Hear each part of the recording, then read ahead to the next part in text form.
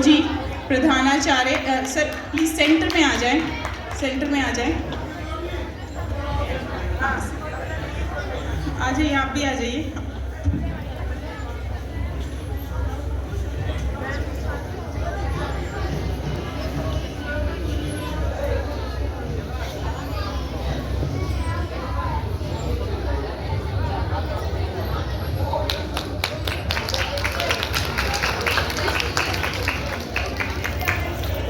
बहुत बहुत आभार सर आपका, आपने व्यस्तम समय में से हमारे लिए समय निकाला और हमें आशीर्वाद दिया, हमारा मनोबल बढ़ाया।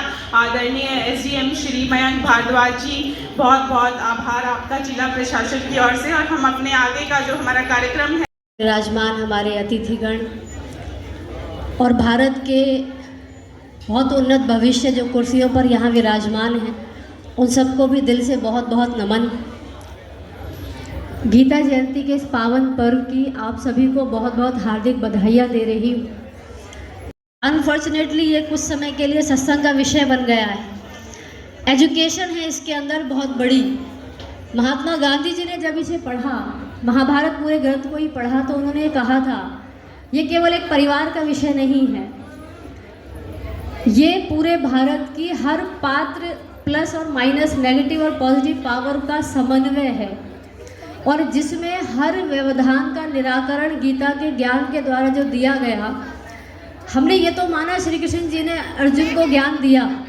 अर्जुन आज की भाषा में कहें तो उस समय घोर डिप्रेशन में चले गए थे। उन्हें डिप्रेशन था कि मैं क्या करूं, अपने परिवार वालों का खात्मा करने के लिए हथियार उठा लूं या मैं सत्य का साथ दूं। तो ऐसे बहुत एक प्रकार के दुविधा वाले समय से आज हर मन कहीं ना कहीं गुजर रहा है। गीता के अनेक ज्ञान बिंदुओं पर चर्चा हुई है, पर हम विशेष जिसका अभ्यास करते हैं, हमारे यहाँ पर अभ्यास ही कराया जाता है मात्र एक विशेष का, क्योंकि ये कहा गया है एक सधे सब साधे सब जाए। तो उसमें एक श्लोक आता है, बहुत वर्णन भी आता है उसका, सर्वधर्मानि परित्यज मामेकम शरणम व्रज, कि हे अर्जुन तुम देह सहित देह के सब संबंधों को भूल कर मुझे याद करो। इतने सालों से गीता के प्रति व्याख्यान चल रहे हैं, गीता के प्रति आयोजन चल रहे हैं, लेकिन इसके प्रति होमवर्क नहीं हो रहा है, और जिसके कारण गीता का ये श्लोक चरितार्थ होता दिखाई दे रहा है, जो कहा गया जब जब धर्म की हानि होगी, धर्म ग्लानि होगी, यदा यदा ही धर्म से ग्लानिर्भवति भारता। इंडिया नहीं कहा गया, हिंदुस्तान नहीं कहा गया, केवल भारत कहा गया। भारत जो भरपूर था रत्नों से, ये रत्न केवल वो नहीं जो माणिक स्थूल हमको दिखाई देते हैं, ये उस शोभा की बात थी जो हर मस्तक पर विराजमान चैतन्य दीपक के बारे में कहा था। तो जब हमारी आत्म ज्योति कमजोर हो जाती है, जिसकी वजह से धर्म ग्लानि होती है, हम धर्म का मतलब हिंदू मुस्लिम सिख ईसाई से लेते हैं, लेकिन इसका बहुत ही गहरा आध्यात्मिक अर्थ होता है। विज्ञान के जो विद्यार्थी हैं, मैं समझती हूँ वो ये जानते होंगे। एक प्रश्न आता है कि ऑक्सीजन गैस के गुणधर्म बताइए, कार्बन डाइऑक्साइड गैस के गुणधर्म बताइए। हिंदी में गुणधर्म कहा जाता है, अंग्रेजी में हम केमिकल प्रॉपर्टीज़, फिजिकल प्रॉपर्टीज़ कहते हैं। तो धर्म का मतलब होता है उसका निजी नेचर क्या है। जैसे हवा अगर ये कहे कि मैं बहना भूल गई हूँ, अग्नि अगर ये कहे कि मैं प्रकाश देना भूल गई हूँ, मैं गर्मी देना भूल गई हूँ, तो वो अपना धर्म भूल गई है। तो हम सब अपना धर्म भूल गए हैं। हमारा धर्म हिंदू मुस्लिम तो हमें जिस जाति के अनुसार बना दिया गया, लेकिन हमारा हर किसी का, चाहे कोई भी धर्म से, फिजिकल धर्म से संबंध रखता हो, पर शांति हमारा निजी नेचर था, निजी धर्म था, प्रेम हमारा निजी नेचर था, आनंद हमारा निजी नेचर था। इन 7 गुणों से, विशेष 7 गुण कहे गए हैं।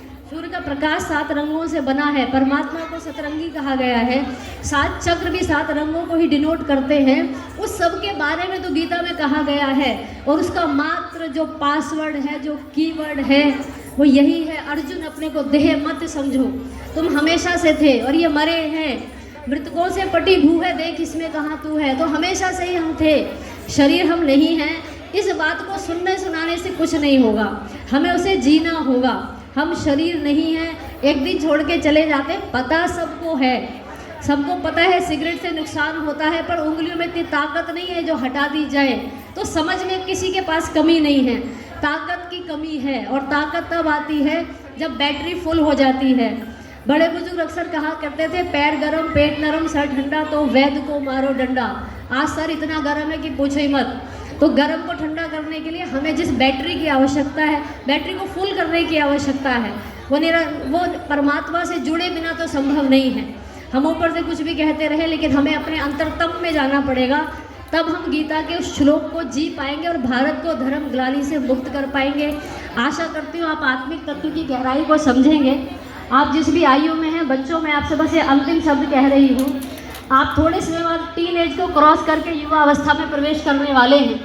युवा का अगर हम उल्टा करते हैं तो वायु बनता है। वायु का अर्थ होता है हवा। हवा का मतलब होता है, हवा का उल्टा करें तो वहा बनता है। तो कुछ समय बाद आप ऐसी अवस्था में होंगे जो आपके बुजुर्ग आपसे उम्मीदें करेंगे और छोटे आपको फॉलो करना चाहेंगे। तो आप कैसा मनोबल दिखाकर भारत को कैसा बनाना चाहते हैं, हम देख रहे हैं। अब आप हमारा भविष्य हैं, तो हमारा भविष्य बहुत श्रेष्ठ हो। पुनः गीता जयंती की बहुत बहुत हार्दिक शुभकामनाएं। धन्यवाद। ओम शांति।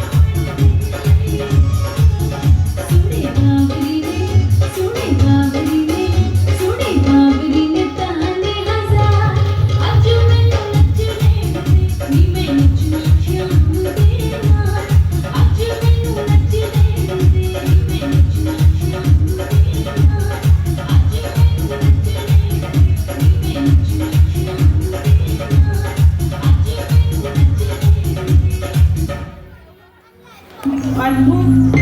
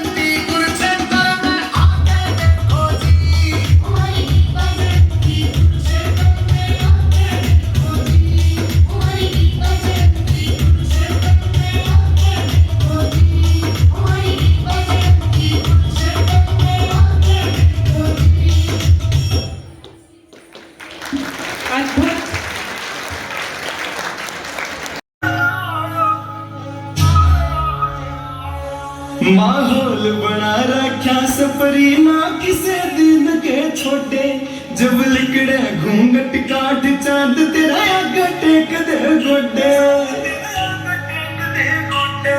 तू भी माता ने लिखा जब सुलेख लगे से तू भी माता ने लिखा जब सुलेख लगे से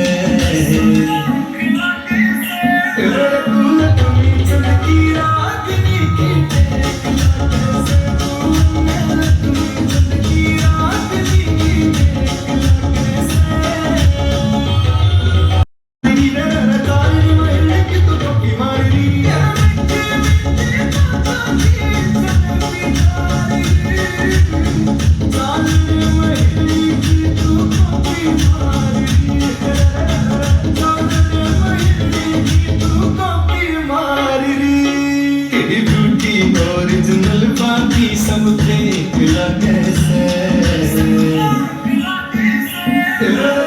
तुम्हें चमकी रात की टेक लगे से तुम्हें चमकी रात की टेक लगे से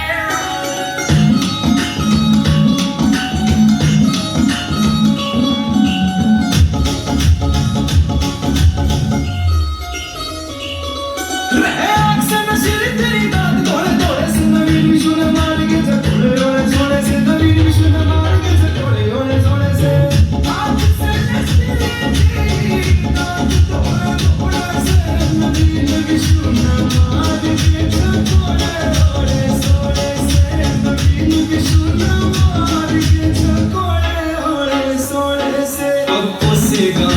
जुड़े मन तेरे लेख लगे से की रागनी की